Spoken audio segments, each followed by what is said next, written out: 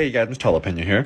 On today's episode of Jalapeno Maintenance, I'm going to show you how I repaired this weather stripping on the side of the garage. First thing you'll want to do is get a few screws. Just make sure you get them long enough so that they catch the trim behind the weather stripping. I also recommend you use screws that don't rust. Just make sure the screw goes into the weather strip so it creates a little dimple. You could also pre-drill, it's up to you. The reason why I say to make a little dimple so you could feel it with caulking, I'll show you here in a little bit. You can see when I put the screw in how the little nails they used before kind of popped out. I set the nails back in and they're not popping out anytime soon thanks to the screws I put in there. Then I cut out the old caulking that was cracking out and I cleaned up the area a little bit. I'm going to use extreme stretch caulking here in this project. It expands 600%, so in case there's a little bit of movement, it won't crack out as easily. I always recommend having a wet rag when applying caulking. It helps with the mess and it also helps my finger kind of glide over the caulking smoothly. So a wet rag is very essential. And then look, remember how I said to make little dimples on the screws? I fill them with a little bit of caulking and then I use my 6-inch putty knife to kind of smooth them out. The caulking is going to help with any moisture getting in there, and also the paint's going to create another layer, so just double whammy there. So the homeowner provided the paint, but unfortunately after a few months, especially on the exterior, it's not going to match. The sun, the weather, it just kind of fades out the paint, and even if it's the same exact paint, it's not going to match 100%. I'm just going to paint the right side corner to corner, that way there's not going to be any paint difference. One thing I did forget to mention is to let the caulking dry for about an hour or two. If it's not dry, you're just going to pull it with your paintbrush and you don't want that.